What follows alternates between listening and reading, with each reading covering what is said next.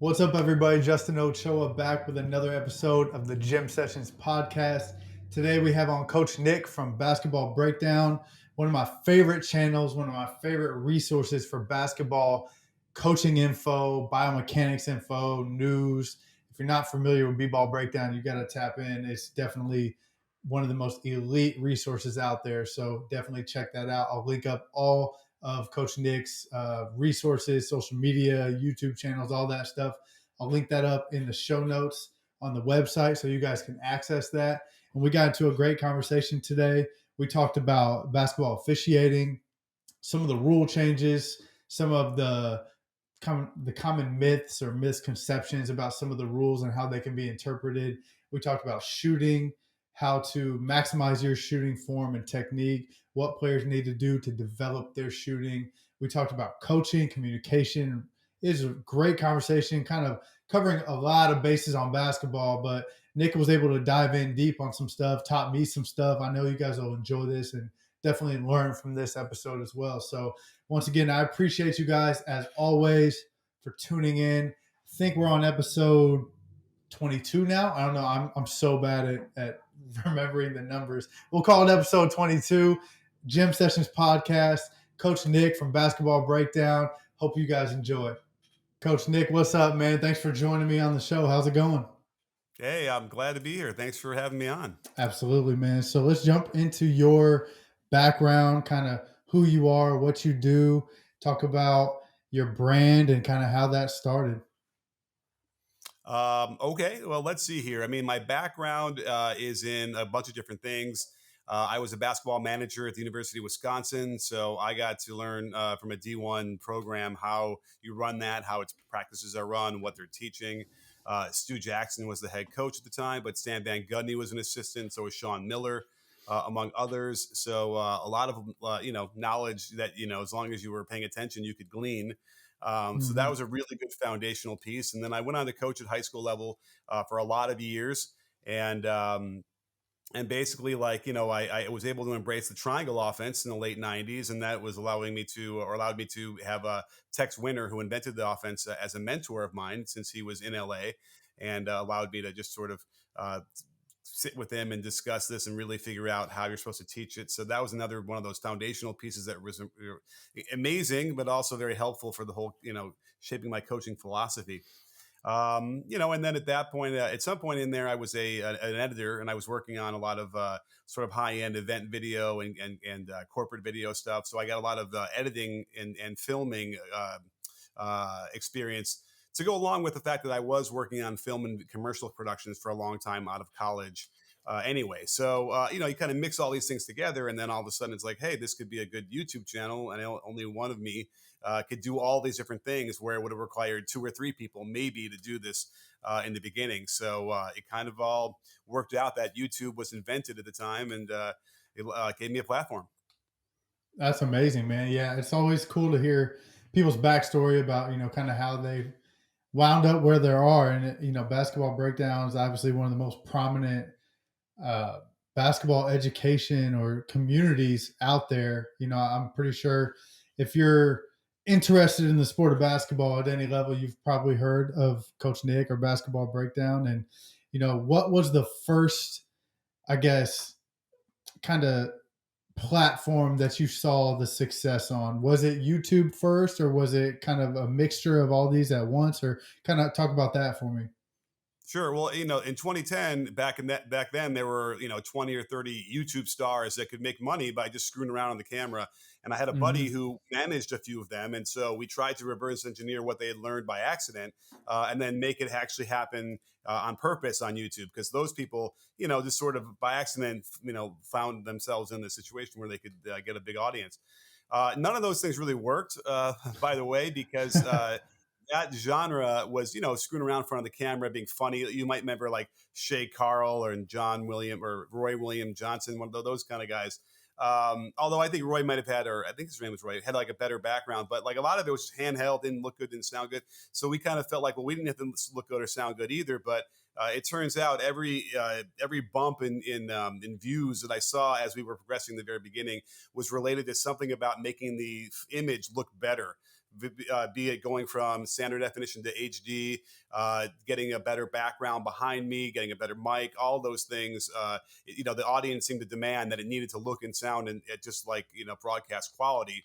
And that wasn't so hard because I already had a lot of experience doing that for years before that. So that was the real first inclination that we needed to kind of do something higher end. And YouTube was always the hub. And then, I mean, I was late to Twitter. So my Twitter following took, some of the other people who were a year ahead of me, like, were always ahead of me in followers too, just because I could never catch up on Hmm. that really beginning stages of hashtag NBA Twitter. But Twitter ends up being another great place to test out ideas, to have a conversation that deepens that connection between me and the people who are watching the videos. And then from there, Instagram and Snap and all those things have been kind of little outgrowths and sort of micro content of what I'm already doing on the YouTube platform. Yeah, no, I really like the page and the platforms, man. It's been cool to see kind of some of the progression over the years as the brand has grown. So, before we jump into some of this basketball stuff, I want to kind of ask you about any future plans or any things you have in the works for the brand that you might want us to get a little sneak peek about. Well, it's like we're in the middle of the playoffs right now. We're just about to start the playoffs, so it's like all I'm thinking about right now is making maybe a video every day on whatever game comes across the tube. I would probably at some point look to get back into coaching. It's been really great to have this platform and this situation where I can reach out to coaches at every level across the world and have conversations and really just sort of amass more and more information. But at some point, it might be nice to get back on the court and actually, utilize that for development and for just, shaping a team. So you never know what level that might be at. It could be any level at this point for me. So I think that might end up being something in my future, whether it's sooner or later, I don't know. And then the only other thing I suppose would be I invented a new defense, which maybe you want to ask about, but whatever. My goal right now is to get some teams to run it in the fall. I did get a D1 team to run it in one game, and it worked. So maybe I can get that guy to do it some more. But that was Yeah. exciting, and I want that to happen a lot more. Dude, let's start. I mean, I had an outline, scrap the outline. I want to know about the new defense and kind of, the ins and outs and how that defense works and how it's structured. Sure, sure. Well, there aren't that many people that stare at footage as much as I do. I feel like if you do, you probably work for a team, and so you're just so stuck with your team that you don't get a chance to, really to study everything that's going on. And so, when you look at the offensive ratings of teams, certainly in the NBA, year over year, it just keeps going up and up and up. And so, what that's telling me is that what we're doing defensively isn't really working.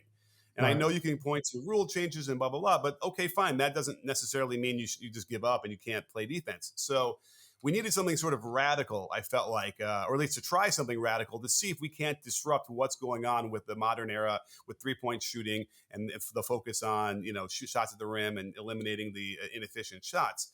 So. Where did I don't even know where I started with this, but basically it's a zone where you play behind the ball.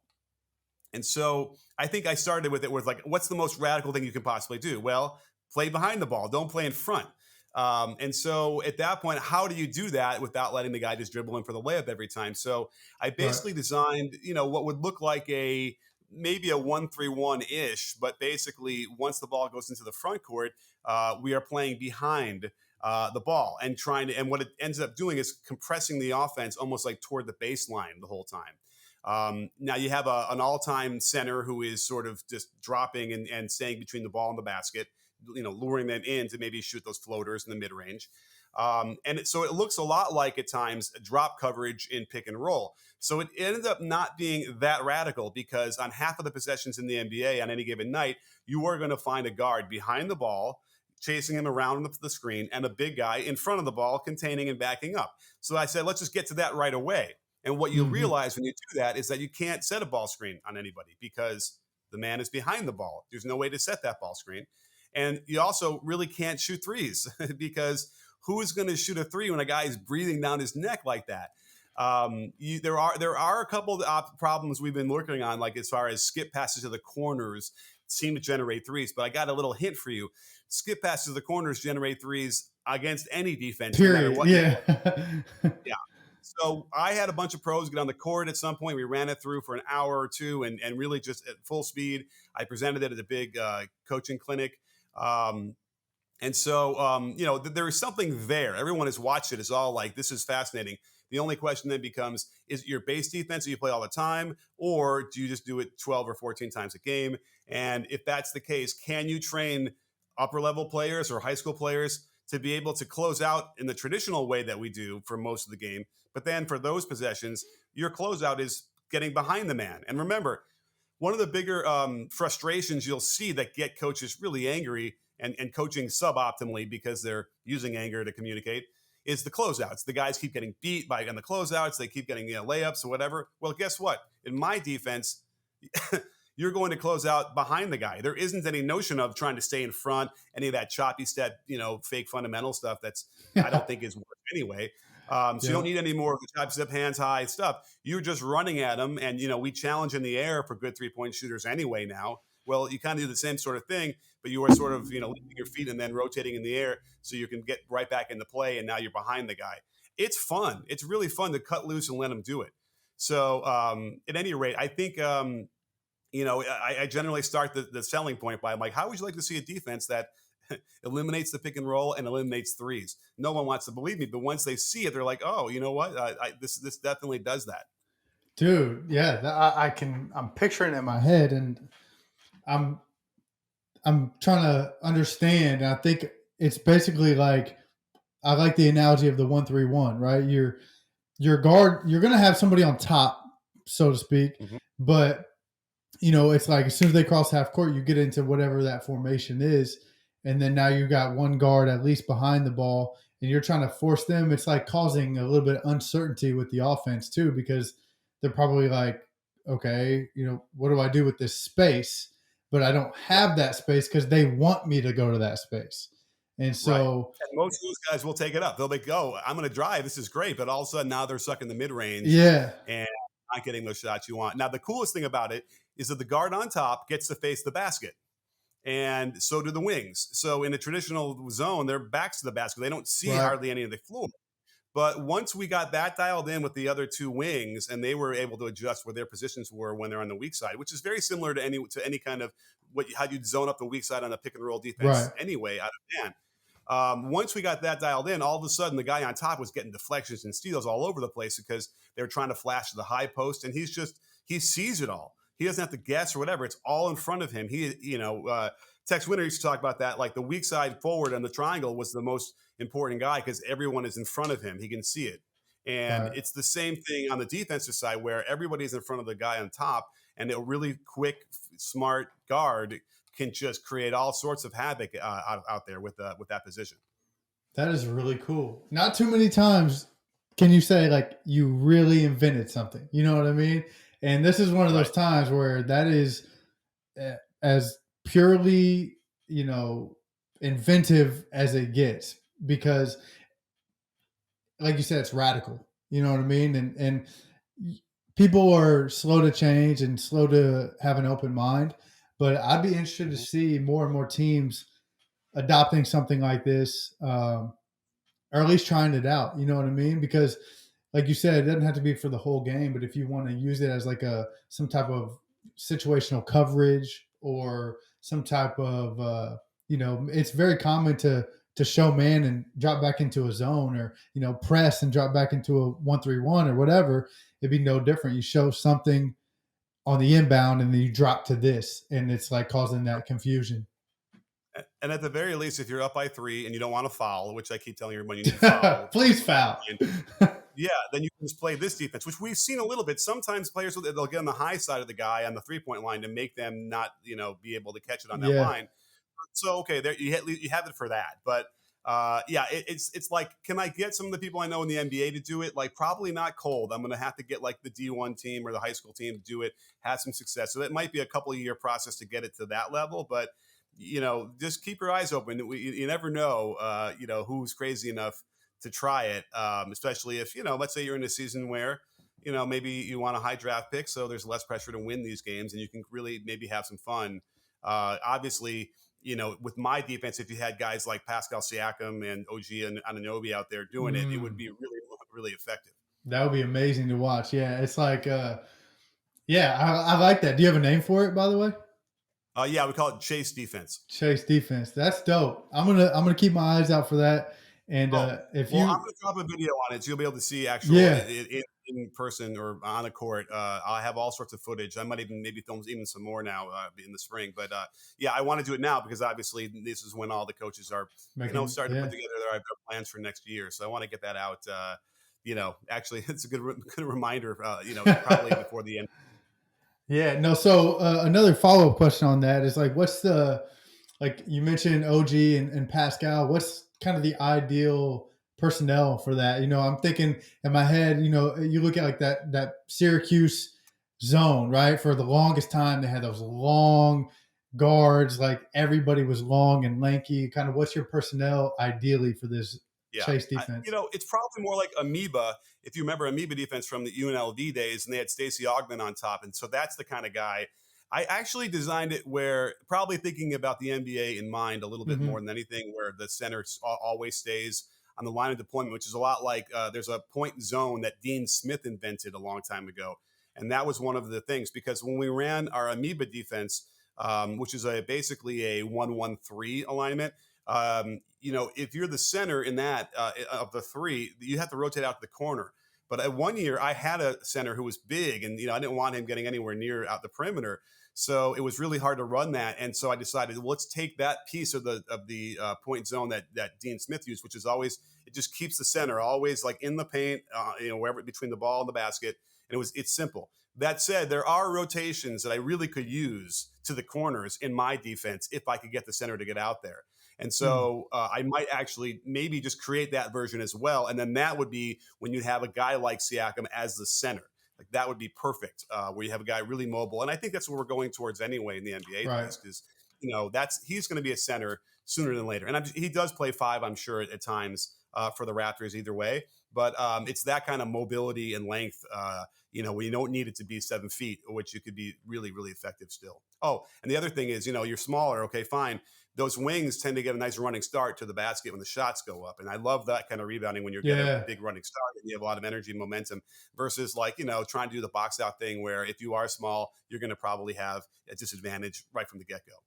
Yeah, I love that, man. I'm as open minded as it gets. So I really like ideas like that and innovative thought processes. And like you said, it comes from watching a lot of film and you're seeing stuff and you're seeing some of these situations like that you've created now already happening naturally. So it's like now you just build around that because it's going to happen. You teach guys how to optimize those scenarios and then you can have a full defense out of it. So that's really cool, man. I like that. So you mentioned uh, kind of defense lacking at sometimes, or at least offense is getting really, really, really good, and part of that might because the rule changes. But that is actually something I did want to talk about is like basketball officiating.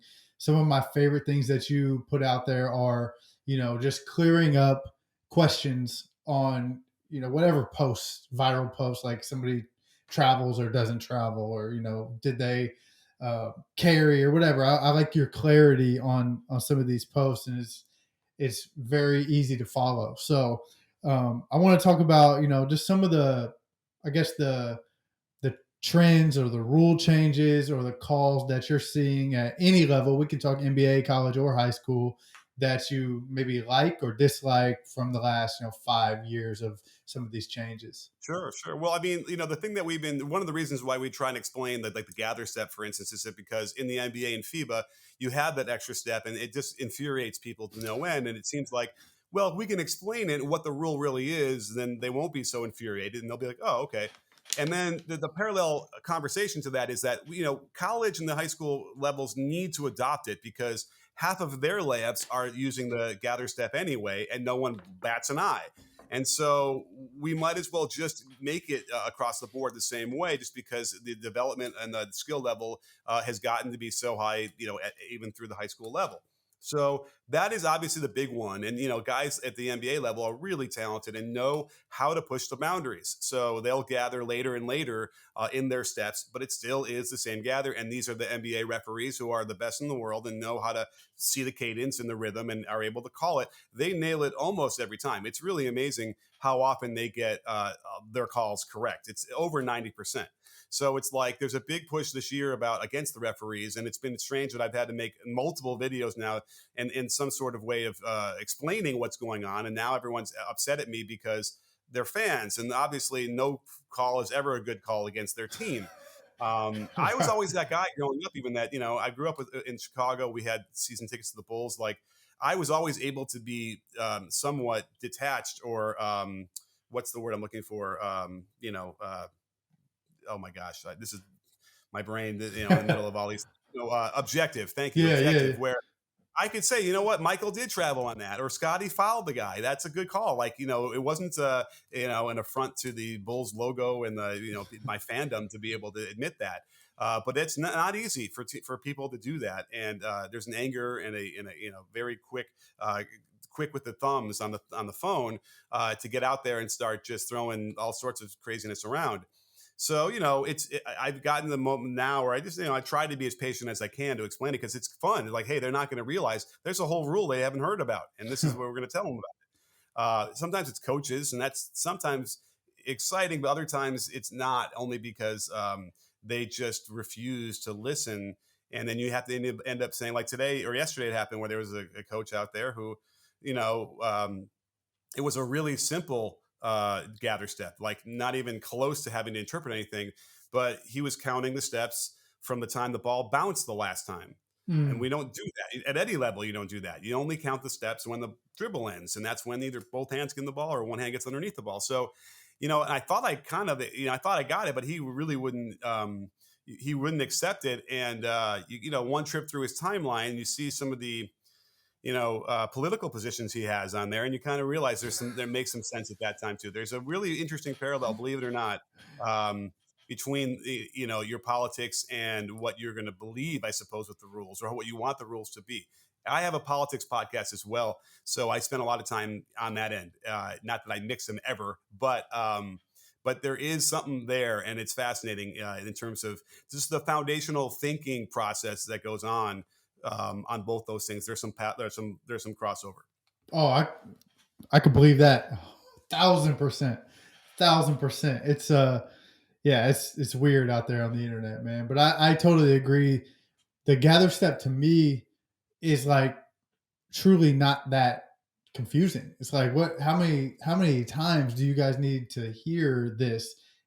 Like every day it's a travel or not video. Every day it's like and I go through the comments and I'm just like, man, there it would be nice to have some type of universal rule, like you said, like high Mhm. school and college would adopt it because it's getting so bad now that one of the things I wanted to talk about was a step through, right? I've got high school basketball players that I work with that are scared to use it because they tell me they Mhm. get called for a travel. And I'm like, that's like the first move I ever learned. Like that's like the Let's ultimate clarify what move. you're talking about. A step through off of 1 foot when you jump off of 1 foot, not Yes. two, right? Because when I was Not two. growing up, Yeah. Yeah. it, around 1980, because you're looking at the footage and you see plenty of players do this 1-footed step through, or even if you want to think it more basic, if you can picture Kareem Abdul-Jabbar in the 70s with the left foot as a pivot on the right block, he'll pivot, step with his right foot all over the place. Then he will simply step with the right foot, lift the left foot in the air, and shoot his sky hook. Yes. Um, that alone tells you that you're allowed to lift your pivot foot as long as you shoot or pass. But that was at some point around 1980. Some coach or maybe a referee must have started calling it, or somewhere it had to happen, like maybe one place. And a coach started saying, you know what, you have to jump off both feet at the same time on a step through, or else it's a travel. And that permeated the entire basketball world for decades. And nobody understood that, it's not true until Devin Williams and I got on the court, like, 6 years ago now, whatever it was, with the referee. And we were like, wait, we got to look at this because I think you are allowed to jump off of 1 foot. And we do see it. It was happening at the NBA level a little bit, and no one was pointing it out. So that was the ground zero for the moment when we finally started to change that mindset. And we've had even like high school refs reach out to us and say, I've always thought that was a travel. I'm not going to call that anymore. So we've gotten through. And then whenever I see a ref at whatever level, I was at an AAU team for seventh graders. And I pulled them aside afterwards. I'm like, just so you know, are we on the same page here? And they totally got it. They knew to do that. That's Of course, good. where it gets triggering is that when that step is a little higher than a normal step, right? Where maybe both feet are Mm, off the ground for a split second while you are stepping on the other foot. And then a little hint, when you are running, both feet are off the ground for, some time in between steps. That's still a step. That triggers a lot of people. But the bottom line is there isn't anything in the rule book that dictates how high or how long that step needs to be. And if you try to then enforce whatever magical rule they want to have, that it wants to exist, how would a referee ever do that? Is it the maximum 12 inches high before now it's a jump and not a step? Well, how the heck will they ever adjudicate that? There's no rulers on the court where they can hold them up in real time and say, that was 13 inches on her step through. That's a travel. right. So there's no point in even, doing that. The rule's the rule. This is how they did it. And unless you want to eliminate the ability to jump off of 1 foot on a layup, which is what also governs that. Our normal layups allow you to lift the pivot foot to shoot it. Unless you want to get rid of that rule, which would then turn the game back into what it was in 1893, then we're not going to get rid of it. Yeah, it's and personally, like, I'm glad you brought up kind of that exaggerated step, right? Because there is no rule about how high or how far you could jump. If you can perform that action before your pivot foot returns to the ground, you're safe. And so I actually think it's actually impressive when guys or women will, like, almost commit to something else and then alter that into that step through. Like, to me, that's showing athleticism, showing reactivity. Like, that to me is a skill in itself. And taking that away is like, I mean, why Oh are we yeah. trying to limit that? You know what I mean? Sure. I mean, there's all sorts of things like that too. Like we now teach, like, triple threat is dead. And I kind of Mm. feel like it really is dead. Like I used to say that as in a hyperbolic way, just to try and shift the conversation more, because it's the jab step, the stagnant stuff we really want to get away from, and really you're much more dangerous when you attack on the catch. And we're seeing that, by the way, in when these 16th seeds are upsetting number one seeds. The number one seeds are playing defense as if the guy's going to rip through and triple threat and hold the ball, and they're just blowing by them, and they don't know how to stop these guys anymore. So those programs need to change. Like, you see it with a lot of the like Virginia with their pack line defense. It's predicated on the old school way of playing offense, and they keep getting beat. It's not once, it's not twice. I think it's two or three Hmm. times now they've got really upset in a way that the other team was utilizing that. But the funny thing is like we teach, and so here's the thing: we'll teach stuff and we'll say, well, okay, just make sure you show it to the referee before the game. Make sure that he understands that this is not a travel, because if we split and you have your right foot forward and you land on both feet at the same time, though, either foot could be the pivot. So you could pick up your back foot and drive and do that. And I have a move where we do that. But when you see a back foot lift before you dribble, you kind of think, oh, that's got to be a travel, because that's the triple threat version of that. But it's not the case when you land on both feet at the same time. And so you have to sort of reprogram the whole the visuals of it, so that the referees are more in tune. They won't call that stuff, because you're right. If they are going to call it, then you can't do it. And if you show them, there's no rule that says you can't go up to the referee before the game while you're warming up and say, hey, can I do this? And if they say, oh, it's a travel, then you don't do it, right? And there's no rule. You should do that. And then also the other part about that from coaches and the referee relationship, what's great about talking to them before the games in that manner, or any kind of manner, just like how they're doing, is that it makes the referees human, and you probably be a little bit less likely to sort of detonate all over them Hmm. in the games, which is really an important part of what we need to get back to, compared to what we're seeing these days with behavior towards the refs. Yeah, yeah, it's ugly. You're seeing fist fights at children's games. It's like, come on, like, and it's the adults, and it's like, man, we got to be better. Another rule, or I guess not rule, but kind of like a common myth that I see is the steps between a live dribble. A lot of people want to count those steps or call it a travel, and so I think about like CP3 does this really well. Where he'll dribble, he'll float the ball, maybe take 2 or 3 steps, and then he'll gather it and go 1-2. So maybe he looks like he took 5 steps, but really the ball was floating. His hand was on top or on the side.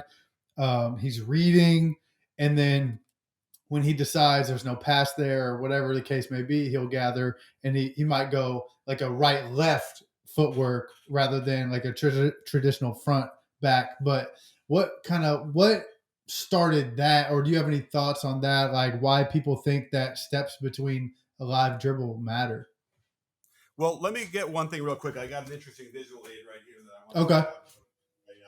Forget. Let's see here. Here's a couple of them. All right, so I have a whole collection of old basketball books, of rule books, coaching books, all sorts of things. It's a really interesting glimpse into the history of the game, what was happening, at that time. Like here's from 1972, 73. I don't know if it's is it mirrored or is it the right way? Can you Oh read no, that? it's real. It's real deal. Okay, good. To me, it's backwards. All right, here's one from the year before, 70, 71. But like, where's my? I mean, this one's from 1946, maybe, and I love or Wow. 45. And so anyway, I love these because part of what like. Let's see here. The float dribble is a great. It's my favorite, thing to train these days. I'm glad you used that term because it's sort of rooted in the notion that let's go back to the '60s when you'd see that footage of a guy doing a crossover and the referee would call a carry. Yeah. Now, why would they call it a carry, Justin? Probably because it looks like their hand went under the ball. Yeah, but even less than that, it wasn't the where was the hand on the ball On the side? when you do a cross on the side? Yeah. And I can tell you now that was all. Hey, the ball wasn't on the top, hand wasn't on top of the ball, so it's clearly a Yeah. carry, right? So that was the initial myth that your hand had to be on top of the ball while you were dribbling. And so Mm. one of the big reasons why I just recently bought, I have, from I think I even have from the 30s and the 20s, I have all these rule books. Is that I'm like, I want to see this rule that says you have to have your hand on top of the ball while you're dribbling. Well, guess what? There is no rule. And yet, in the 60s, these referees seemingly banded together to say we have to call this thing a carry when their hand goes on the side of the ball. And remember, the whole thing about the dribble is as long as the ball doesn't come to rest, then you are Mm. allowed to do a live dribble and you can move your feet, take as many steps as you like. Now, it's generally more at the end of the dribbles, what you're talking about, where it gets people really frustrated because they start counting steps, even though the ball still could possibly be dribbled again. Yep. And that's not easy, and that takes a little bit of a experience to get used to. So now I could see it in real time right away, and I know, just like the referees know, because I've just sort of assimilated in my brain long enough. I know, but to a casual person or someone who's not doing this every day, it is harder to understand that notion. You just have to hope that you can explain it in a way that they get it, and then they say, "Oh, thanks," which never happens. No one ever says, "Oh, I didn't know that. Thanks, coach." Maybe No. once or twice in all these years. And me and Chip Clark, who's a ref, who was always helping me with all the different rules. We always lament. We're like, I just hope that because this guy starts out hot, he's angry, whatever, and then we kind of talk him through it, and then he just disappears when he figures, I guess he got it, but he doesn't want to Mm. say, "Hey, thanks for the knowledge." It would be Yeah. nice if he could do that. But at any rate, so I think a lot of it was rooted in that. And by the way, that method of calling the carry, for instance, set dribbling back for decades. There's no question in my mind that because we understood that couldn't be done in the game, no one tried to push the boundaries or learn how to dribble any better. And then the methods didn't get any better. The way I was taught dribbling sucked. I never got that great at dribbling. Now, though, the way I know how to teach dribbling, oh my goodness gracious. Even the notion of where your hand could be on the ball was never gone over. They're just like, well, you just cross the ball over. I'm like, Yeah. now we can get into a little bit of the details of no, your hand slides to the side and use your wrist, and you know what I mean. There's a lot more Hmm. of that going on now, teaching wise, versus just like try doing it 1,000 times and good luck. That's Yeah. basically what it used to Yeah. be. Here's a couple tones. Yep. So, at any rate, so we've really developed a lot of more methods, and because of the rules, some of the old heads will say, "Well, they're just loose now; they don't call it all." But they were guys in 1982 railing about the NBA and carries. Then, like they've always been complaining about this. Hmm. Now, the last little piece of the puzzle, which is interesting, and I might even do a documentary on this, is that notion around why the referees decided to call those carries, even though crossovers were around. It wasn't like they weren't invented. The Harlem Globetrotters were doing really cool stuff. So you have to imagine there could have been that kind of component where they saw the Globetrotters And obviously, the Globetrotters looked different than most of the NBA that back then. And they would have said, "Oh, we can't. We're not letting that in our game." They Yeah, had some that's sort of security thing, and it had to do with the what where our country was at the time. And so they decided they were not going to let it happen. And certainly most of those refs looked a certain way and had those crew cuts. So you have to think mhm. that there might have been something related to that. Now, you might not remember, but from 67 to 77, they banned the dunk in I college. actually did And, not and know that. it's certainly not coincidental that it was the year after Kareem Abdul-Jabbar or Lou Alcindor at the time when he played his first year as a sophomore at UCLA. He was dunking all over the place on Mm. everybody, and they said, "Whoa, whoa, we can't have that guy dunking on everybody, so we have to change the rules." Nobody complained when George Mikan dunked all over everybody, which he certainly did. But all of a sudden, Kareem Abdul-Jabbar comes along, and they have to try and they ban it for 10 years, which meant that Dr. J, for instance, went through his whole college career never allowed to dunk, and Wow, it's crazy. So, at that any is rate, how crazy. powerful it can be on the referee side, and that's why we really need to, and I get it. But the one thing I'll say about that, just to wrap this up, because I know this is getting far off from your question, which was there's a mindset on Twitter at least that people think that if a referee makes a mistake, then they deserve abuse. They deserve that abuse because they made the wrong call. And that mindset is absolutely preposterous because everybody Mhm. makes mistakes. I would love to let the referees yell at the players for making mistakes. That would be fun. But you know what I mean? It's like that there's a weird. Of course, they deserve to be yelled at. I'm like, no, they don't. And that there's the rules that govern that. So it's not like the abuse of the rule is they're saying, well, the technical fouls are coming way too easy. But it doesn't necessarily mean that in that one exact instant that was technical foul, the guy was probably complaining the whole game until that point, right? Right. I showed it in the last video I did. Guys whack the crap out of somebody and then run at the referee, arms all up, in their face, and then screaming and yelling. And the referee, what was he supposed to think? He's like, the guy, that was as obvious as possible. It's the easiest call I'm going to make all game, and here's this guy yelling at me for it. So it's Yeah. like, and then we need to get it. There needs to be some control over this because it'll only get worse. So anyway, I never thought I'd be that sympathetic to referees, but I've really had to at least put that hat on and just at least try and tamp some of this down because by the way, if it doesn't change like we described in the AAU level, they're not going to be any referees anymore. They don't get Man. paid hardly.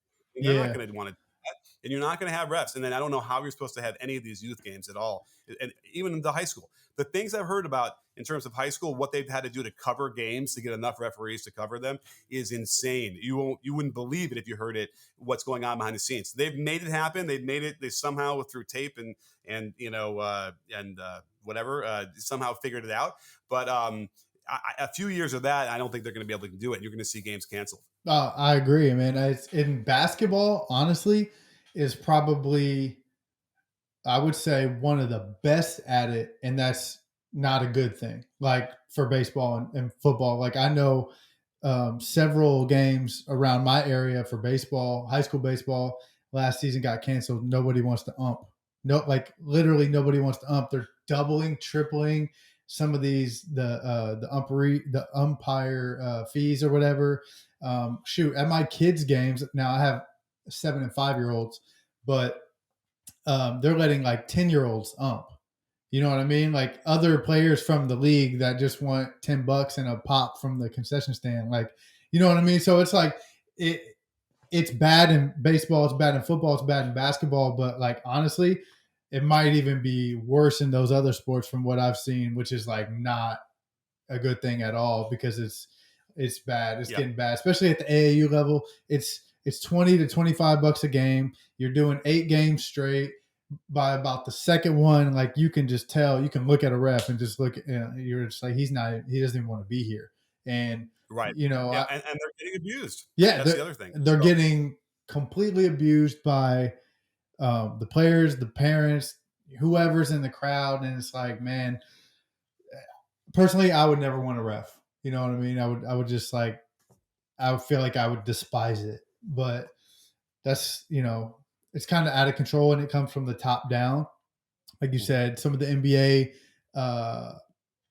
personalities, I guess, or some of the way that these guys blow up on the referees. I know that they are not directly thinking about how kids are watching that and going and doing that, but that's exactly what's happening. And it's not anybody's fault per se. It's like it is what it is. It's a problem that I think should be addressed moving forward. But personally, I don't have the answer. Yeah, well, I mean, listen, the biggest answer is the people in the stands have to behave better. The coaches have Yeah, to behave better. The have yeah. to behave better. Just do. I just saw there's a clip. In fact, Underwood at Illinois. I was preparing a video because there's a couple of clips from this year where he was just losing his absolute. And by the way, this goes into the coaching and player relationship too. Mm-hmm. He completely lost his shit, and the team he lost the team. I mean, the record wasn't actually that bad, but they quit on him, and now a quarter of the team is transferred. Mm. And I couldn't. There wasn't much from the players. They were actually the adults. They didn't go to the press and sort of, snitch on him or anything. They just left, and that's a indictment of a coach when that many players leave in the transfer portal. So, um, all of that, it has to be addressed. And I'm sensitive because I had a coach like that. I coached a little bit like that. I didn't completely use anger and disgust all the time like that, but I was always a little bit. I did enough where it was mortifying, and I was able to sort of understand that if you have a goal. And the goal should be to get your players to play as well as they possibly can in a game, then you would never detonate all over your players, because we now Mm-hmm. know chemically what happens to the brain when that happens, when you're faced with that, and we know what kind of state the brain needs to be in to perform at its absolute best.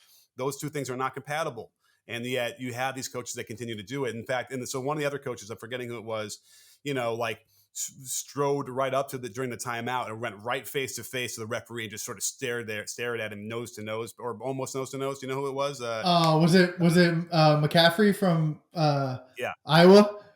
And they yeah, had that him. stare off. That was And I tweeted it out because I'm like, file this under the dumbest thing you're going to see, because, does he really think that the referee is going to then give him better calls at that point? I mean, it was ridiculous. right. That's the whole point. Like, you need to have a goal, and he didn't have a goal. He was just all rage and id, and it didn't matter, what was going on. And it's just a terrible, terrible, terrible look. It So, is. and anyway, the guys that I know that consistently would get good calls from the referees and would infuriate me on the other end, because a couple of my friends, they had something that I figured out later was they actually didn't yell at the referees. Mhm. So Yeah. they always felt that way on the other side, that they were getting these great calls, and there was got to be a reason for that. So we need to change that mindset. We need to change the modeling of that, because Mhm. you have a lot of coaches out there that people look up to that are doing it, and they think that it must give them an advantage. We have to change that right now. I agree, and I'm glad you brought up kind of the psychological component of that and the communication component of that, because I truly believe 99.9% of people out there in the basketball community are trying their best. Whatever it is, like if it's a referee who's having a bad day, man, he's trying his best. Like you don't know what he or she is going through. They're doing their best to call the game fair. There's probably a couple bad apples out there, but for the most part, it's like everybody's trying their best. And so, you got to attach to that human side, and have those conversations like before the game, hey, how's it going? How's the season going for you? How you feeling? How you been traveling? Like that type of stuff matters to these referees, because at the end of the day, like you said before, they're people. They are going to make mistakes. 1000% you can count on it. But it's like, how can you give them some grace? How can you give them some understanding or some empathy during those times? Okay, they made a mistake. Maybe you catch them at the next dead ball. Like, hey, that wasn't out on me. You owe me one. Kind of in a joking way. Bet you money you'll get that call back, guaranteed, Yeah. every time. Yeah. So I just think, Yeah. that the communication piece, man, and just like almost playing the game with the referees, because you got to think, there's 2 or 3 referees every game, so they're just as much a part of the game as you and your team. You got 4 other guys on your team. They have a team of 3, so it's like they are equally a part of the game, and working them in, kind of folding them in. That's something that I was good at as an assistant coach, because I didn't have to make the tough decisions that the head coach did. I could just, charm the referee, and hopefully we get a couple good calls our way. Right. That's it. That's the whole game. Yep. So I do want to talk about shooting as well. I know we spent a little bit of time on officiating, but that honestly, that could be its own podcast in itself. So we might have to do a round 2 on that. But I want to talk about shooting because I like a lot of the shooting stuff that you put out in the past. Um, I saw this video a while back. It was like, I think you were at Venice Beach, just like with a sign that was like, I can fix your jump shot or something like that. And you're just making tweaks to guys' jump shots. I like that. I like, the immediate instant feedback, the instant improvement there. Just want to talk about kind of what are your general thoughts on shooting development as it is today, um, at whatever level that you want to talk about? It could be all of the levels, but where do you see shooting today, development wise?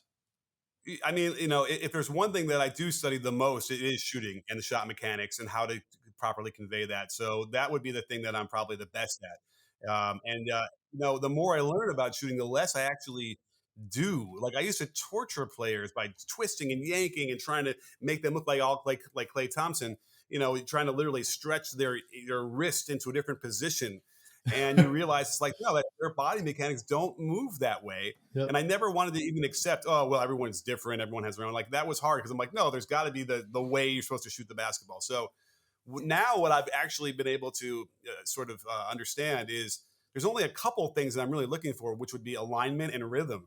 And that allows anybody's natural mechanics to then flourish inside of that. But you need to understand A, like how to get that out, and B, like what not to do. Like, if I took a 10-year-old and locked him in the gym for 2 weeks and said, teach yourself how to shoot, that person would have a much better jump shot than if I taught him how to shoot the way we taught from 1980 or 1990 or even 1990s. Okay, like the way we taught shooting for decades and decades was wrong, and it's so wrong. It's almost infuriating to see people are still doing that. Mm. Now, the big no-nos tended to be 10 toes pointing to the rim, square to the basket. What we discovered after looking at enough footage was that none of the great shooters ever did that. They all have a turn with their feet, allows their shooting arm and shooting elbow to be aligned with the basket. That's the alignment I'm talking about.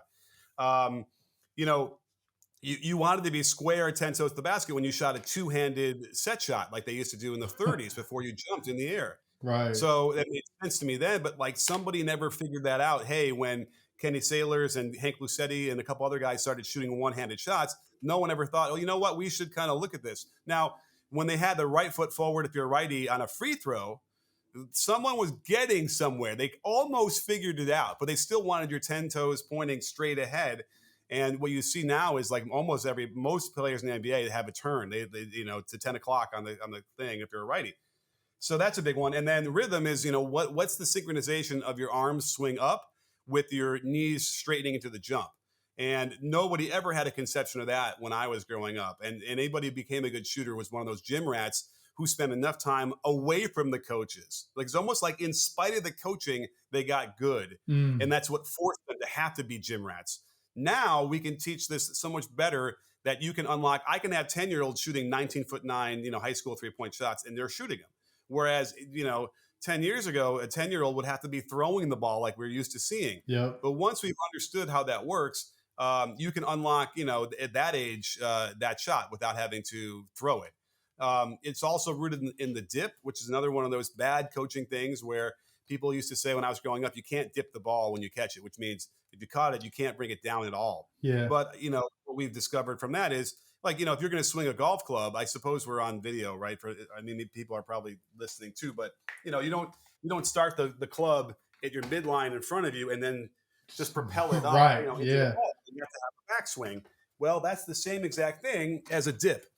And so once we calibrate the timing of the dip to your feet, suddenly you're now unleashing the proper rhythm and energy transfer. And now the arms are effortlessly just flowing into your shot and making sure it's straight.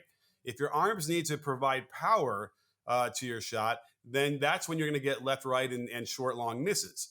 So once you unlock the proper rhythm, and whenever I do it, you can tell right away because they start shooting way long, and they're like, "Oh my goodness!" I'm like, "Okay, great. Now we can work on just making it much more effortless." Everybody I've worked with and done these modern methods with, based on the rhythm and the alignment, everybody I've worked with has become much better. I mean, it's like orders of magnitude better at shooting from this.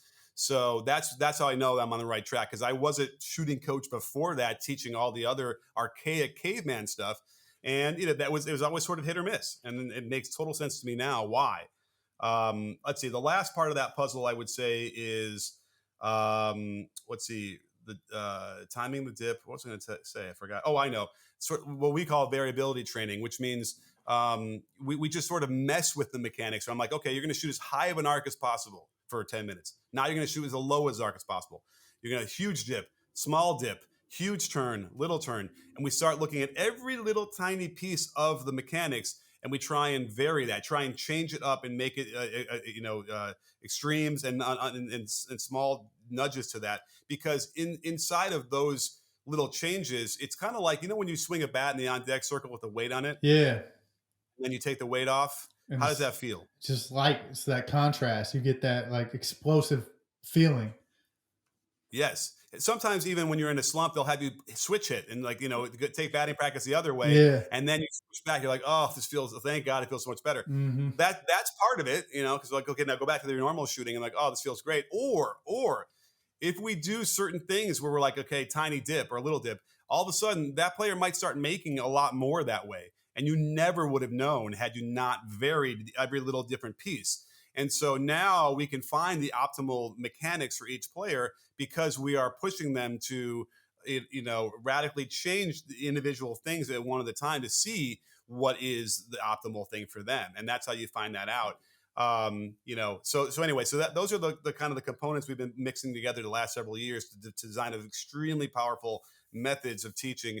I've seen it. One of my guys who's kind of designed this whole thing from scratch, BBallMechanics on Twitter, like he works with an NBA player now, and we're seeing, just incredible leaps and bounds from his percentages and just his abilities now to be able to make those shots. It's really going to be amazing as we go forward. And this gets more and more out there. You're going to see these a lot better shooting. We haven't really seen huge jumps year over year on 3-point percentage in the NBA. It's kind of always been around 36, 37% on the average. I think we're going to finally start to see that going up. That'd be awesome, man. No, I like that page as well. They do some really cool stuff. What tell me kind of I have a good idea in my head, but tell me what are the archaic, 1990s style shooting principles that you are referring to, just so people can know, like, what is this rhythm? What is the alignment versus, it's probably, up the shooting pocket on the right side of your face if you're a righty, and that type of deal. 10 toes to the rim. What are those archaic components? So you'll see it, well, the 10 toes of the rim is the big one, is square. No dip is another one, is a big one as well. Even just set point. We used to say you can't have your set point, below your chin, right? Because Yeah, it'll get yeah. blocked. And, nobody gets blocked from 3-point land. Look at Steph, look at Dame, look at all those guys shoot the ball. Steve Nash, Shoot. like a little kid in front of their face. Yeah. Trey It's Young. another really big one to get over. And you do a lot of damage to players with their rhythm when you have a set point above the head. That interrupts the transfer of the energy. It just makes it harder. Now, a guy like Kevin Durant, who's 7 feet, and he has, his shot, by the way, is a lot closer like Lonzo Ball's shot originally out of UCLA I than agree. people think. I agree. And so he's an anomaly, right? And like even like a guy like Kawhi Leonard is an anomaly. The biggest notion is like eliminating excess motion. And when I hear that, it just makes me, it hurts my soul, Hmm. because in an attempt to eliminate motion, you are now stunting the natural flow of most people's uh, movements. Hmm. And that's the last thing you want to do. And it has nothing to do with like eliminating motion. It's all about unlocking the proper rhythm and alignment. And if you do that, then you don't need to have, like Kawhi Leonard's a good example. He is so tight and so compact, and it seems uncomfortable. And I can't believe he got to be an elite shooter that way. And you're not going to find too many others. His hands are absolutely so huge that I have to imagine that's one of the big reasons why he is an anomaly. But you want a natural rhythmic flow to your jump shot. And when you start trying to eliminate stuff, you lose all of that. And that is death to a jump shot in my mind. So I see a lot of that stuff going on. Oh, another one is maybe even the wrist, flex back early. Mm. None of the good shooters do that. Their wrists are kind of neutral on the way up, and then only as it gets close to the set point do you see the wrist flex back into that backward position, and then they can pronate it. Well, it's pronate. Anyway, they can flex it into the shot. Yeah. No, it's flexion and extension. Extension. So Yep. extension is back. Sorry, and so people say, get your wrist extended back early, and again, that's that sort of eliminating excess motion, which gets everything tense and not rhythmic, and that's depth. So those are the big ones. So even to just avoid that. So I mentioned the 10-year-old who teaches himself or herself how to shoot. Like they won't do that. They'll have all the natural things that we see that good shooters do. That is because they're not getting the bad coaching that would delay the process a long time or eliminate the success altogether. Yeah, I hear that. I hear that a lot. The loaded wrist, you know what I mean? Like kind of, taking that extra movement out. But when I watch guys or women play, or even outside of basketball, the most tense robotic athletes are the ones that suck. Like, you know what I mean? Like you have to be elastic and like responsive and bouncy and pliable. Like I don't like the rigidness that a lot of people like. It's big in sprint training too. It's like everything has to be like they say like cheek to cheek with your arm, like from your butt cheek to your hand to your head cheek, and it's like you run in a straight line, but trying to take all the rotation out of movement, and like you need that internal and external rotation at the hip to create power. And it's similar to shooting. People will say 10 toes to the rim, right? And then they cringe when they see guys' knees come in. But it's like that's just elastic movement and energy that they're dipping into that inside edge of their foot and preloading the glutes to Maybe, get out. Yeah. maybe, but let's talk about knee valgus for a second because Yeah. a lot of that is rooted in being 10 toes to the rim and their bodies are yearning to get a turn so they can get Yeah. their right hip and shoulder in line. So they collapse the right knee is the only way they can do it because their toes are supposed to be pointing that way. And once you give them a turn and their feet are parallel, now you don't have Then that they valgus. They're not yeah. collapsing in. And there is, I'm of the mind that kind of could be detrimental to your knees ultimately with enough of those kind of jump. I mean, listen, jumping in general is going to be detrimental to your knees, but there is an extra excess pressure on the knees when they collapse as much as you see some guys do. And a lot of times, most of the good shooters don't have that as much They because turn. that means that their hips are strong enough and they have the right kind of strength in their glutes to keep everything in line. But I hear you on that one. But I, honestly, when I see that most of the time, it's because there's someone's trying to keep them square to the basket, and that's what releases that tension is when you get them to turn. So, Yeah. but you're right. All of that is really really key, and it's a control thing, control freak thing, or it's one of those things where they're like, I mean, how many D1 coaches did I talk to, back in the day? They didn't think you could help anybody's jump shot by that point. It was too late. Like we're just going to give them some Mm, confidence. They would say. And I'm like, you're gonna get fired because your team doesn't shoot well enough because you're not willing to or know how to evaluate this. And a lot of the head coaches don't. And so, I've had D1 shooters, good shooters, like crying on my shoulder, telling me about the ridiculous things that these coaches made them do that was so detrimental and so out of touch with what actually would help them. So we need, obviously that's another big one where we need more information out there and more people have to understand it, yeah. and not just accept that whatever they learned from a guy from the 90s, that has to be right because he was a really big coach. No, no, no. You have to be able to reject that stuff and look at it in a different way. Yeah, no, 100% too on the knee valgus thing. Like if you just rotate your feet, then it no longer Yeah. becomes valgus. And then it's just you just turned your feet in. You know what I mean? You're 100% right. If you are 10 toes to the rim, your toes are pointing forward and your knees go in. Yeah, enough of that is going to be not so great. You know what I mean? All you got to do is just rotate one foot in, like you said, normally the right side, and you see that a lot Yeah. in like pull ups and stops because it makes your knee follow your toe so that it doesn't have to go against where your foot is going. So I'm glad Yeah, you, and most people's other foot, non-shooting foot, is turned out anyway. yeah, So that's a good guide. Is where I start usually. Is where like let's make your right foot parallel to that foot, the back foot, and we'll go from there. And again, they were so close and it's been a long time since they had the right foot forward if you're a righty on a free throw. Like everyone knew that for a long, long time. So they were so close to getting it and understanding what that meant, but they just needed to turn a little bit. mm, And anyway, the point being that I was just watching the seventh, eighth grade guys in a game, and none of them could hit free throws, and they were all just square to the basket. And the coaches were teaching them that, and it gets to be frustrating sometimes. yeah. No, I totally agree, man. I played for a really fundamentally sound coach. Like, so I was in high school in 2004 to 2008. So, during that time, are some of these things that I was being taught and growing up. And then I'm like, as I started training people myself and just playing free, you know what I mean? Just after high school and college, I started to like notice like I'm not doing those things anymore. And it feels better. Like it feels better. Yeah. And my coach was like X's and O's, like great, you know what I mean? But it was just when I got out of the structure and just started doing stuff free, it was like, okay, I like this. I like this a little bit. It just feels more natural. So I'm big on Mhm.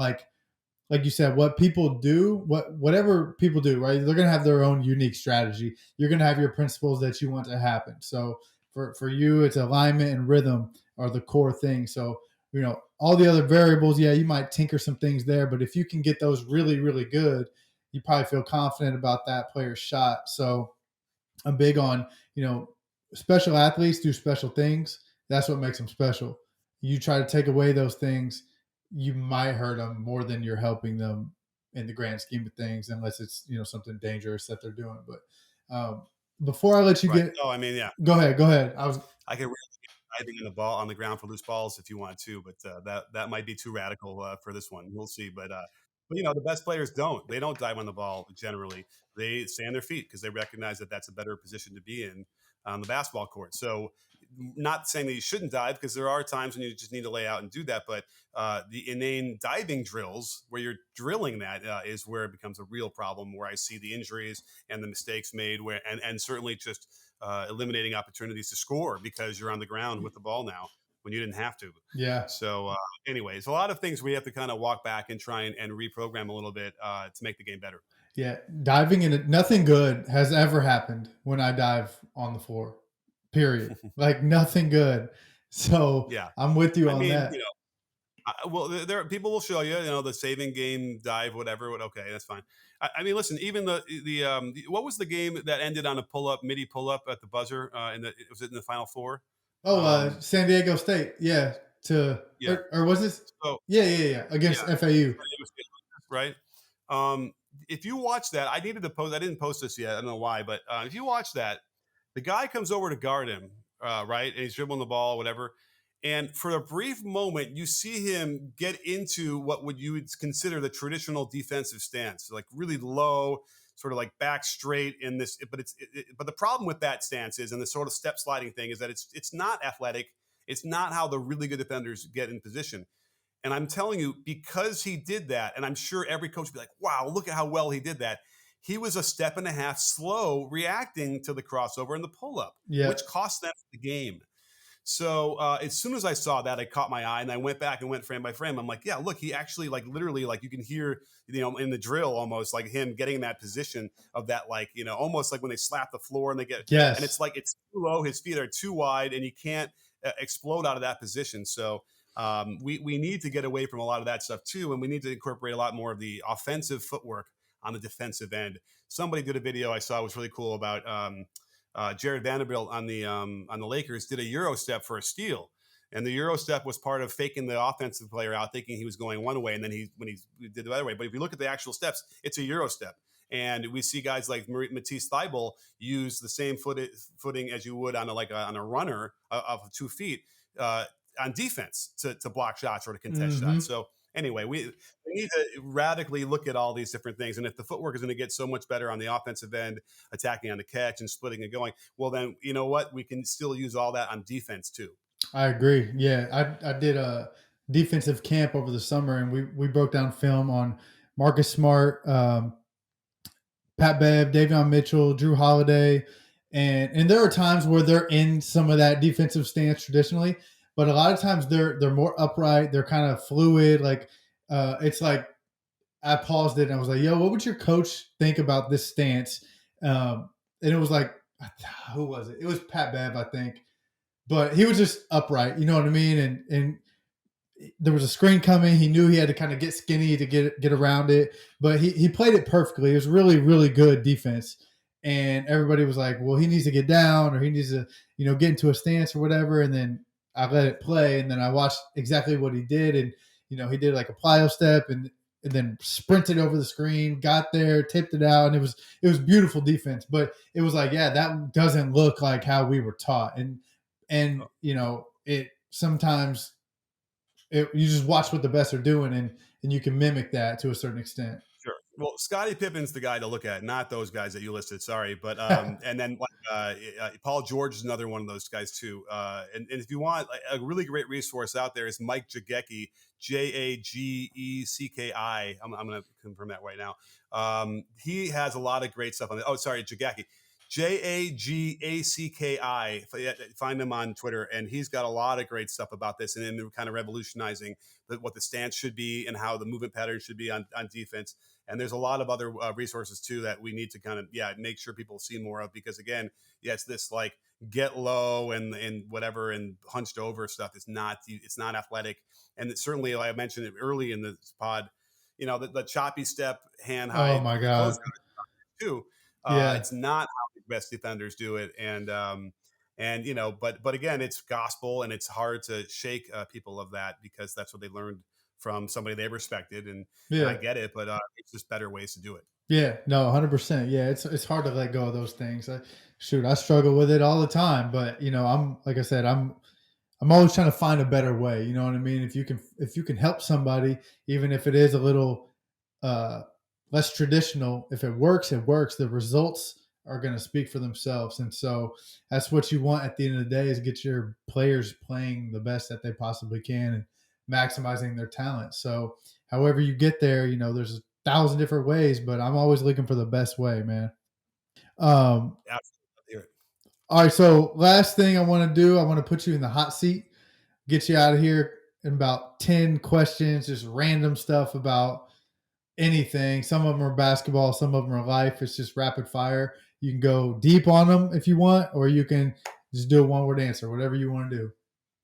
Let's do it. All right, first one. What's your favorite gym that you've ever played or coached in?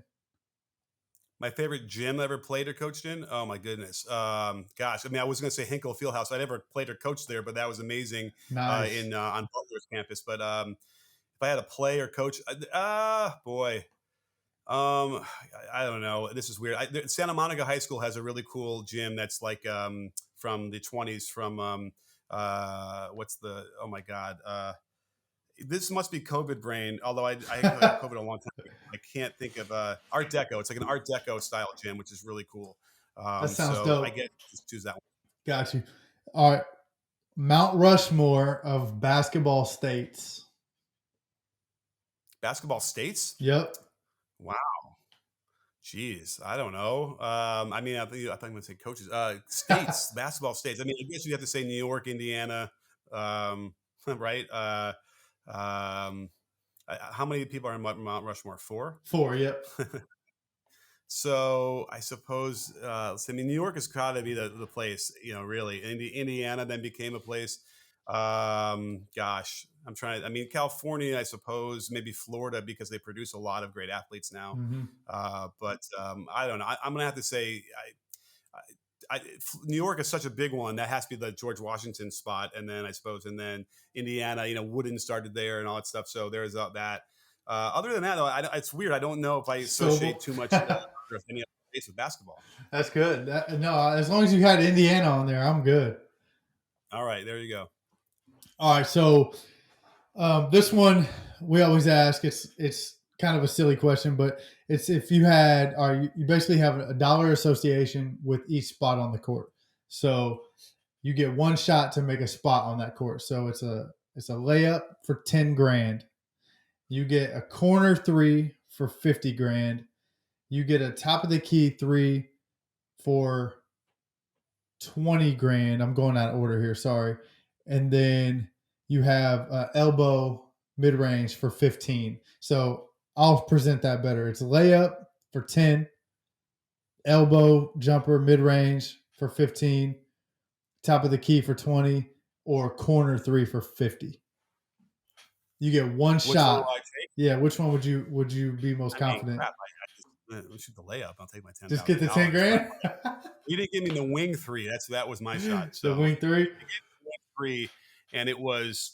I mean, the problem is 10,000 is a lot of money. If it was like $1,000 Yeah. for a I can get 20. Like, okay, then I might actually do the wing three because that's such a huge, uh, multiplier. But I think I'm just gonna take the 10 grand. 10 grand. Yeah, I don't blame you. That's safe. I mean, especially the way I feel these days. If I was younger and whatever, I might. But yeah, I hear you, man. All right, what is your favorite movie of all time? wow. I think it would be All That Jazz, which was came out in like 1980, and I saw it in the theater when I was young, too young, but my parents brought me to all their movies. But yeah, that's probably my favorite movie about Bob Fosse and his life. I actually have a bit of a musical theater background, believe it or not. So I grew up on his shows and seeing a lot of musical theater. So All That Jazz, it's a great movie. Not easy to find. You can't stream it. I have a DVD of it, but you can find it. It's a great movie. All right, this is a tough one right here. 23 or excuse me, 2023 NBA MVP. Who's your vote? Well, it's weird. I'm finishing a video right now and on that exact subject, and obviously it's the big three between Embiid, Jokic, and Giannis, which I Hmm. think is also amazing because none of them are from the United States, which is great. And so there's going to be a long time here where we're not going to have an American win an MVP. Um, so obviously you probably saw. I think Embiid won it. I think we saw the votes from most people or enough people to look like Embiid's way ahead. Yep. And I don't have a problem with that. I mean, I think the whole thing was how can he be so good for all these years and like he's not going to get one? He needs Yeah. one, and certainly this year is as good as all the others. So yeah, I could probably go with that. I mean, the question is what is MVP, and that's what I ask in the video. It's like, is it the best player? Is it the most dominant player? Is it the most valuable to that team? And it doesn't really make sense to me what it is because in my mind, it should be the guy that you give the ball to for last possession to say, go win us the game. Right. Well, I gotta tell you, there's been MVPs in the league who don't have that role in their team. Even some right now who won the MVP who don't really didn't have the role then and maybe kind of have it a little bit more now, but not always. Hmm. And so it's strange to me because in the very least, if you're the MVP of the league, it should be the guy that's you get the ball. But if you can't shoot free throws well, you don't shoot well from the outside, like you might be one of those guys that never gets that call. Shaq was one of those guys, and he Right. won MVPs. It's weird. So that might be one thing I would throw into like trying to figure it out. And then I actually am throwing in a surprise. Which when is this pod coming out? It'll be Thursday, the 13th. Well, so it'll be out by then. Yeah, whatever. So I'm throwing Rick Brunson in there at the end, and I feel like pound for pound in terms of like cultural changes, and then also Yeah. how you look at the difference, like 10-win difference, and then people are shooting so much better. At least from the 2 point range, not as much from the three for some reason, but he's been able to generate a lot more cuts for guys and hitting them for dimes. But I think overall, just effect on the program, I think he is as profound. And then if you look at the clutch numbers, he's right up there with them in the clutch, if not better than all those guys. So that speaks volumes to me. So he should be in the conversation to some degree. Obviously, his output isn't in the same stratosphere, unfortunately, but he's got a couple other guys who do score a lot of points, which is a little bit different than the others. And so but his effect is pretty profound. So I want to make sure he gets a little bit of love in a video. But yeah, certainly I think Embiid is the guy who it's an easy call. And I probably would pick him too. Yeah. So that kind of I mean, listen, reminds me. Jokic is amazing, and Jokic. One thing I Yeah. haven't really done is looked at the numbers from last year and this year because it happened with Nash, right? Where Nash didn't win it the third year in a row, even though that might have been his better year Hmm. numbers wise. And you just they couldn't give it to him a third year in a row, just like they can't give it to Jokic for whatever reason. And so I'm kind of curious to see how those advanced numbers bear out. If he really is, I know he's scoring less, and so that's always a little bit of the sexiness factor is taken down on Jokic because of that. But his assists are up and his shooting percentages. Him and Wilt are the only guys ever to average 24 a game and shoot as high a percentages that they are. Yeah. So he's been pretty amazing. So that brings up, this is off the list, but most improved player. Who do you have there? Is that Brunson for you? Oh no, because he was already great. You have to have a jump, and it's not like And I've heard that from somebody else that posted somebody. I'm like, well, no, he was great last year too. It's not like it shouldn't be a consolation prize to give somebody something. Hmm. It really should be most improved. It should be the big jump. So, you know what? I have to. I'm remiss at not even knowing what the list is right now. Do you know who the top I think guys are? it's between Markkinen, Yeah, uh, Halliburton, maybe, Ooh, I think it's Um, going to go to Markkinen. He deserves it. He's been yeah, terrific. yeah. Markkanen's my vote. I think Brunson's in there a little bit, and then people are saying Shea too. But again, same thing. I think he was already Same thing. really, really good. He'd been averaging 20 plus his whole career. So I don't. Yeah, there's Yeah, so much evidence of him being great from 2 years ago, 3 years yeah, ago. So it doesn't count. So yeah, I think it's going to be Markkinen. yep. What's your favorite go-to like just unhealthy food? Like I talk about health and stuff a lot on this podcast, but I like to see like when you just want a good ass meal, man, that might not be that good for you. What are you going for? Oh, I mean, I love a great steak. I like Coke. I drink way too much these days. I usually spend a lot of time in my life not drinking any soda, Yeah. but like for whatever reason, the last like several months, I've been drinking a lot, and I love it. It's so good, and I got to stop it because when I do stop it and I have it again after a long time, it tastes like acid, right? And Yeah, it but then hurts. it doesn't take long for me to get back in there, but that's bad. And then I like desserts. I like chocolate stuff. That's desserts. That's my favorite stuff. So my all time favorite meal would be a shrimp cocktail, French onion soup, beautiful steak, and then some sort of chocolate, maybe a chocolate lava cake Oh for dessert. yeah. Oh, Yeah. there you go. I would devour that. I'm not gonna lie. Yeah. Um, all right, got a couple more here. This is super random. Do you remember your first ever cell phone? Oh, this is weird. I was just talking about this. Yeah, I had it. Well, here's what's funny. It was probably a Motorola, and it was an LED screen with like you didn't have text even back then. But just in case if you didn't know this, like I was working on films and commercials, so I had a beeper, I had a pager. So I get a page, I would turn the phone on, call it back, and then I would turn the phone off for about a year and a half. That's how we did it. We didn't have the phone on, and then one day it's like I could just have my phone on all the time and then they can just call me directly. It was a weird decision. And I'll never forget the first guy that called me expecting to be paging me. And when I answered, he was like just absolutely speechless and had no idea what to do because but it was a Motorola thingy that had a flip on it. It wasn't as cool as like in the Matrix, but because I never had that one where it dropped out of it. It was really like that big click. But I had another one that was cool from Sony that was really really small. It was literally the size of just like the where you would dial with a little bit of an LED screen, and then on the side was like the mic that it would flip out, a really tiny little line of the mic, and that would hang up and answer the calls. I So I remember like that. that one. My Cool. mom had that. My mom had that. I I thought that was so cool. Yeah. Uh, all right, so oh shoot, my phone just went blank. Of course, I had the list, but I didn't look at the next question. All right, here we go. So, what is your go-to album or artist when you want to get stuff done, or when you want to, maybe it's a workout, or maybe you're trying to break down a video? What's like your go-to musical choice? Wow. I mean, I'm a pretty big '80s guy. I mean, the Beatles are my biggest. I'm the biggest fan of them. I play guitar, I play piano. Like I'm actually some music in my background, so I really like music.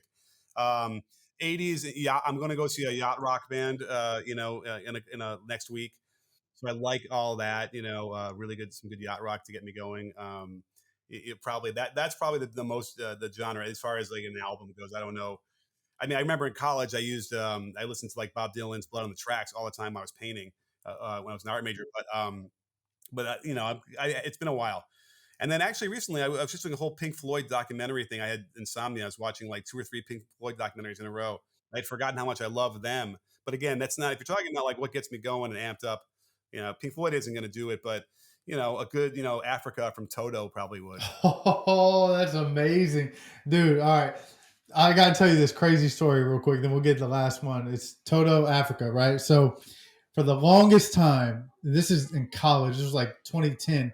I had that riff, the dun, dun, dun, dun, dun, dun, dun. I had that stuck in my head, and it was like stuck in my head so bad that I thought about it every single day. Like, what song is that? What song is that? But I didn't know who it was. I didn't know like even where to start. That's all I had, and I would ask Wow. people, hey, do you know this song? Like, do you know this song? Nobody knew. This went on for probably at least 3 months, I would say. Like, never could find out, and it was stuck in my head so bad. So anyway, one day I'm like my best friend's apartment, and his really close friend from home comes up, and it was my first time meeting him. And I'm like, "Hey man, what's up?" Blah blah blah. We get into talking, and I'm like, "This is super random, but do you know this song?" And I do it. He's like, "Yeah, that's Toto, Africa." And I was like, mind blown because that's it actually was. And now he's my best friend. That guy is. So like we're all a trio of best friends. And I'm like, dude, every time I hear that song, I don't know how it got stuck in my head. Maybe a commercial it was on or something like that. I think it used to be in like car Jeep commercials or something like that. But dude, such a random song. And the fact that you brought that up. If no one can tell you that dun dun dun dun dun dun dun, if they can tell you that's Africa, then they're not worth being friends with. I'm telling you right now because Well, that one's a deal I'm breaker. not friends with any of the people I asked except for Matt, who that's my guy. He knew it and he saved Yeah, me. good, That's insane. good. All right, last one here. What was your first job that you could ever remember? Wow. I mean, we're talking like out of college, Just like or like when I was 14, I worked at a place called Rascals Fun Zone, and I refueled the go karts. That was my first job. yeah. I 14 mean, years old. I would probably say then, like, in the summers before my junior and senior year of high school, I worked at the Mercantile Exchange on the floor. I was a runner on the exchange. Like this makes no sense to anybody now because they don't have a floor anymore. But back in the day, there was pits, and you had different currencies that you were trading and commodities, Holy shit! and the yelling, and screaming, and the whole thing. And then I would be the guy who would run from the desk to the pit to give the orders from the clients to the traders, who would literally then have to signal. Remember, it was special signals and the whole thing. And so that was my Wow. first job, and that was crazy. Imagine, as a 16-year-old, I worked from, it opened. I had to be there at 6 o'clock in the morning or 6:15 in the morning until Hmm. 3. You know what I mean? So I was doing that every Monday through Friday for months during the summers. Man, that's dope, man. All right, before I let you get out of here, um, tell us where we can find you, where the people can find you, learn more about you and what you do. Well, obviously YouTube's the place to go. If you type in B-ball, it'll autofill B-ball breakdown for you. So that's how long I've been doing it. Man, that's big And time right obviously, there. what's that? I said that's big time when you can do that. Yeah, yeah, it's pretty. I mean, you'll see. And so B-ball breakdown, YouTube, Twitter is a big one. Obviously Instagram, Snap. Where else? I mean, I have a TikTok. I don't usually post there, but I've had a couple big ones there. And that's the best way to find me. And certainly the YouTube channel is the hub where everything kind of revolves around, and be lots of live shows, lots of watch parties we'll be doing where we can all watch together with the screen together. So it's not just talking heads; it's the actual screen as well of the game. So lots of ways to have the conversation, which is the whole key to the success of the channel. I love it, man. Well, Nick, I appreciate you joining me, man. Dropping gems on the show, and we'll definitely have to get you back for a round two, maybe sometime next year, and revisit some of these topics, man. I appreciate it. You got it. Anytime. I appreciate it. Thanks. Yep. And that was episode 22 with Coach Nick from Basketball Breakdown. Really excited for how that episode turned out. I hope you guys enjoyed it and learned a lot. As always, I appreciate your continued support. Thank you so much for tuning in. Make sure you share it with a friend if you enjoyed it. Leave us some feedback, like, share, rate, subscribe, review, the whole 9 yards. Thank you guys so much. And we'll be back next week with another great episode. Until next time, I'll see you guys then.